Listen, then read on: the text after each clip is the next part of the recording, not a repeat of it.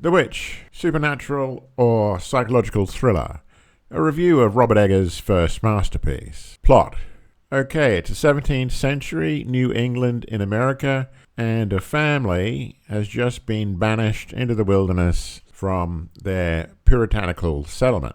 The family consists of a father called William, played by Ralph Ineson, the mother called Catherine, played by Kate Dickie, the protagonist, which is the daughter, Thomason, played by Anya Taylor-Joy, who has a brother, Caleb, played by Harvey Scrimshaw, and two young twins, Mercy, played by Ellie Granger, and Jonas, played by Lucas Dawson. Now, we don't know why the family has been excommunicated from their puritanical settlement. All we know is that the father he calls his accusers false Christians. So it probably has something to do with religion or a disagreement about religion. Who knows? Maybe one of the family members was accused of witchcraft. Who knows? Just throwing it out there. Anyway, so the family, they bugger off from the settlement, they pack their bags and load it onto a wagon, and they go out to this secluded forest, and they set up a little house and a farm, and they start growing corn. They don't have too much success growing corn because it all goes rotten. Any rate, the mother, Catherine, has another child, a boy called Samuel, and one day Thomason, the daughter, the protagonist, again, she was played by Anya Taylor-Joy, she's babysitting young Samuel, and she's playing peekaboo with the baby. Now, this is really creepy because when she closes her eyes and opens them, the baby suddenly disappears into thin air. Now, it's a really creepy way for the kid to disappear, and the next shot is we see this witch or woman who has the child, and she abducts the child, takes it back to her little hut, kills the child, and uses the body of the child to make a flying ointment. So she's clearly a witch there. Now, clearly, as you'd expect, Catherine, the mother, she's traumatized. She spends her days crying and praying. Meanwhile, the father takes his son Caleb out on a hunting trip, and during the hunting trip, the father confides to the son Caleb that he stole his mother's prized possession, which was this silver cup, and he bought the hunting supplies that they're using from the sale of this silver cup. This is very important because the mother loves the silver cup, and it's kind of a metaphor for the purity of the family, which the father has basically broken by stealing it and selling it to buy hunting supplies. Anyway, now, back at the farm, the twins are there playing with their black sinister goat called Black Phillip, and the children believe that Black Phillip the goat sort of tells them things. Now, Catherine, the mother, she ends up blaming Thomason for stealing the silver cup and also for basically the loss of Samuel, because it kind of really was her responsibility because it was on Thomason's watch that Samuel just disappeared into thin air. Now, the children, including Thomason, we can include her in that, they hear the parents arguing at night. The farm's not doing well. They're probably all going to starve to death. So they're going to send Thomason away, send her off to another family to serve. Probably, marry the poor girl off, which is what they used to do in those days anyway. So, the next morning, Thomason and Caleb go off into a forest to check some traps to get food, considering the dire situation the family's in, all their corn's rotten, all that sort of thing. So at any rate, they find a rabbit, and Caleb runs off to try and catch the rabbit, and Thomason, she's actually on William the father's horse. She falls off the horse, becomes unconscious, and Caleb runs off into the forest looking for this rabbit. When Thomason wakes up, she goes looking for Caleb, doesn't find him, but she just finds their dog that's been cut up, disemboweled. Now, Caleb, the next scene is we see Caleb, he's there going deeper and deeper into the forest where he comes across a witch's hut. Now, this witch, who turns out to be a very attractive young woman, or perhaps she's disguised as such, she emerges and starts to seduce the young Caleb, who in the movie, I think he's only supposed to be about 14 or so. Anyway, now Thomason, he basically, she wakes up and she gets home and she sort of tells, the family what happened. Catherine, the mother, who's already suspicious of Thomason about the disappearance of Samuel, is even more suspicious, as I guess you would be, and she's angry about the situation. The father defends Thomason by, admitting that he was the one who actually sold the prize silver cup. This leads to a big argument between William, the father, and Catherine, the mother. So eventually Caleb returns to the farm, naked, delirious, and sick. Now, Catherine suggests that Caleb has been seduced by a witch and prays for him. Now, Caleb starts acting weird. He vomits up an apple, a whole apple, poisoned apple, and he starts talking about how much he loves Christ, which is really disturbing because it's almost in a sexual way, and then he dies. Now, the twins have already accused Thomason of being a witch, and she in turn, scared the hell out of them by saying, yes, well, she actually is a witch, and they'd better shut up because she may kill them, which is quite shocking at one point. Now, at any rate, this actually happened a bit earlier in the film. So, getting back to the point where Caleb's just died, any rate, the father, he's horrified by all this, and he locks he locks Thomason and the twins in the barn and leaves them there overnight. Now, in the middle of the night, the twins wake up and there's a witch in there. She's obviously flown in through the roof. She's naked, quite gross, and she's drinking, we think it's the milk of the goat from the teat, but she's drinking blood from the teat of the goat. And at any rate, so the twins start screaming and the witch attacks the twins, and inside the house, the mother, she starts hallucinating that her baby boy Samuel's with her and she's breastfeeding him, but it turns out that she's actually being pecked by a raven. A raven's there pecking at her breasts and drawing blood, which is actually quite one of the more shocking shots in the movie, quite shocking. Any rate, eventually what happens is the father, he discovers the goat stable, everything, the barn rather, it's been destroyed. The goats are dead. The twins have been abducted. And Thomason's there. She's sort of unconscious and covered in blood. And so, obviously, the father thinks Thomason, possessed by evil, whatever's probably murdered the twins or whatever.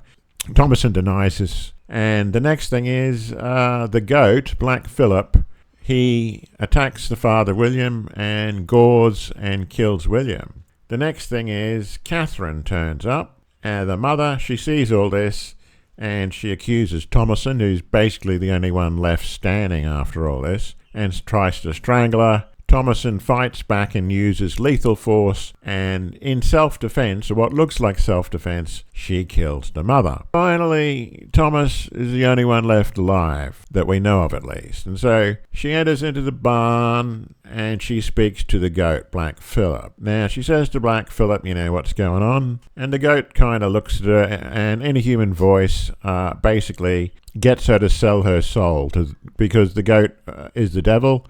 And this goat actually transforms into a man, and this man, asks her to sign a name in a book or to sell her soul. He promises her things like, barter. You can have the taste of barter, wear nice clothes, you can live life deliciously, etc., etc. So, seduced by all these worldly goods or worldly desires, Thomason, she takes the clothes off, she signs the book. So obviously she signs her soul away, and then she and the goat go into the forest. She's naked, the goat's naked, and they come across a bonfire with all these other naked witches who are levitating in the air. And then Thomason, she starts levitating in the air and laughing her head off as she ascends. That's the story, and story ends there. Analysis. Okay, so basically there are two main interpretations. There are two ways you can go interpreting this wonderful film. One, you can see it as a supernatural thriller, or two, you can see it as a psychological thriller. Now, in an interview, Eggers has actually stated that there are a number of clues that can assist in your interpretation of this film. One of these clues is that the film is supposed to be ambiguous. I mean, is it supernatural? There's evidence that it is supernatural. Or is it psychological? There's evidence that it's psychological as well. So it's this ambiguity that's in the film. Secondly, Eggers wanted to create a world of 17th century Puritans. So basically, create the world that would be constructed as if you were a Puritan living in the 17th century, where you interpret everything that happens to you as either the God's work or the work of the devil. Now, Eggers actually used real, authentic dialogue taken from the time period dealing with witchcraft. So the dialogue actually does seem really authentic, and the reason for that is because the dialogue is authentic. This is really the 1600s witches talking. Now, as I said, there are two ways you can interpret this film. In my analysis, there are two main scenarios. The first scenario is the events that we see involving the evil witches and Satan are real. The witches are real. Satan is real. And this means that Thomasin is in fact an innocent, good, puritanical girl whose family is brutally butchered by a witch, and who eventually becomes seduced by the devil, and she emerges as a fully fledged witch herself. If you go with this interpretation, and I have to say, this is how I interpreted it when I first saw the movie. It was only later when I rewatched it and started thinking about it that I came up with scenario 2. But if you go with this particular scenario, that the witch is real, then basically this movie is just a very, very classy horror movie that's really well made, but it's got something of a fairly interesting twist at the end. Now, scenario 2 is if you interpret the movie as Eggers wants you to interpret it. That is, through the eyes of a 17th century Puritan family. So these Puritans, they see everything in life as either good things that happen to him, which is attributed to the goodness and generosity of God, or bad things that happen to them is through the devil tempting them or possessing their souls and doing evil on them. Now, interestingly, in the movie, that's the worldview for everyone except Caleb, the son, who is somewhat skeptical of all the supernatural stuff, but in the end, he actually does declare his love of Jesus, even though it's kind of creepy and sexual. Now, this is Eggers' technique, which he's used in other movies, such as in The Northman. If you've seen his brilliant movie, The Northman, Eggers really does get into the character and basically from the perspective of how an 11th century Viking would see the world, yeah? Now, it's similar in this movie. It's all from the perspective of 17th century Puritans, and witchcraft and evil was very, very real to these people, and that's how they interpret everything. So,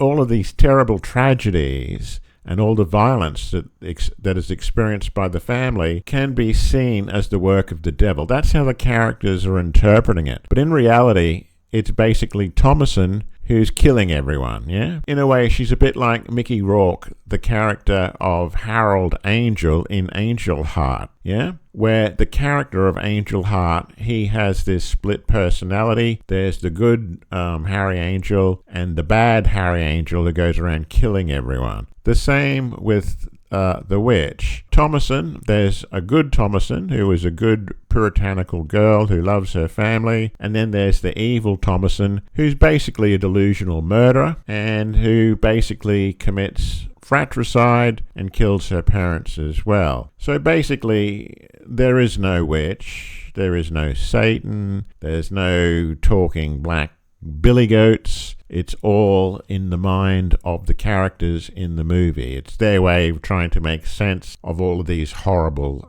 murders and violence. So basically, Thomasin is a mentally ill psychotic who is suffering from multiple personality disorder, and one of her personalities just happens to be an evil and murderous witch. She murders her family, and in the end, her evil witch personality is fully embraced. Now, while watching the film, I kind of believe scenario one, that it was actually a supernatural thriller, that the evil witch was real, a real being, a real sentient being who was there in the forest killing everyone. It was only after I'd watched the movie and I started to think about the end. Thomasin was innocent, experiencing a vile supernatural horror against her family members. That's how I interpreted the movie. But the ending really made me change my mind. The twist at the end is inexplicable to the point that I begin to doubt the veracity of the prior supernatural revelations. You see, there was no witch.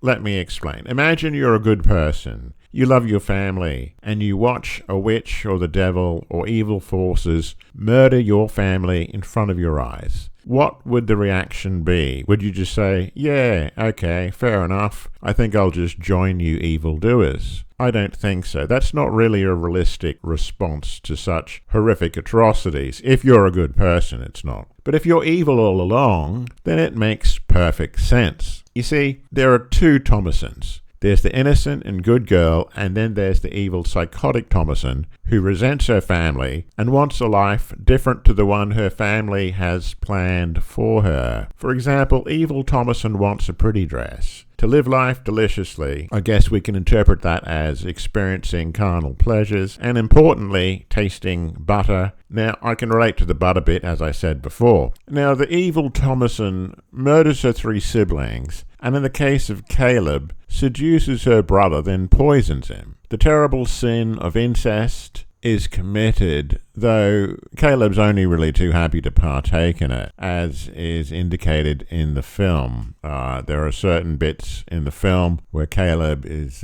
ogling young Thomasin's body. Now, Thomasin uses lethal force against her mother, who is physically attacking her, and stands idly by while her father is gored to death by the billy goat, aka Satan Black Phillip. Meanwhile, her good girl personality seems to be oblivious to all this horror, but at the end both her good and evil personalities join together, and she embraces her witchery, and her good persona believes herself to be an evil witch, and she floats off into the night sky with a coven of witches, laughing to herself. In fact, at one point her evil personality actually does take over, and she admits to being a witch and reveals her murderous plans to her young twin sister Mercy. Okay, but why all the murders? I mean, what's the motive? Well, there are motives. I mean, Thomasin murders her baby brother Samuel, because she's jealous of the attention he gets from Catherine, her mother. Now, Thomasin kills the twins and Caleb because Mercy reveals Thomasin's true evil nature to them and her plans. And so, because Thomasin actually then more or less confesses that she is an evil witch, that's why she needs to kill the twins and Caleb to shut them up. Now, Thomasin doesn't actually kill her father, or does she? We see the billy goat kill the father, but Thomasin is watching all this and doesn't do anything to help. So, in a way, she may not have killed her father, but she certainly didn't prevent his death. The same with her mother. Now, Thomasin's mother, Catherine, attacks her, and Thomasin, in self-defense, kills her using lethal force. It did seem a little bit much. She could have pushed her off without actually killing the poor woman. So there it is. Both interpretations. You can interpret it either as a classy supernatural thriller about real evil witches and about a young woman whose family is murdered and who eventually succumbs to evil herself, or you can see it as a psychological Harry Angel type movie whereby the protagonist is the one doing all the killing and who's psychotic and who believes herself to actually be this evil witch. Now, if you don't want to get too cerebral, I would just enjoy the film and interpret it literally as a great and scary horror movie made with great class and intelligence. But later on, I think, it's good to think about it from a more psychological perspective as a descent into murderous madness by a naughty Puritan girl, and see the witchery as a metaphor for madness, murder, and fratricide. Judgment. I give this film 5 stars out of 5. I actually think it's that good. It's wonderfully unsettling and creepy, and the atmosphere really gives off an authentic 17th century vibe, America. It's so well done, it's authentic, and it's actually believable. And I love the fact that Eggers actually used real 17th dialogue taken from the Salem witch trials at the time, I believe. Though actually, I don't know what source he used, but I assume it's that source. The acting by Anya Taylor-Joy as Thomason and Ralph Ineson and Kate Dickey as the parents is brilliant. Brilliant acting. In fact, they all did a great job, including Caleb and the twins. Everyone in this film did an exceptional acting job. But I think the Billy Goat probably should get like full credit to the Billy Goat who came across as Lucifer. Yeah, well done, Billy Goat. The film actually was beautifully shot. It was well produced, and I highly recommend seeing it if you haven't already seen it. Though, if you haven't seen it and you're going to watch it, I apologize because I kind of spoil the ending for you. Sorry about that. Anyway, I hope you've enjoyed my interpretation and my analysis. That's all for me now. Thanks for watching.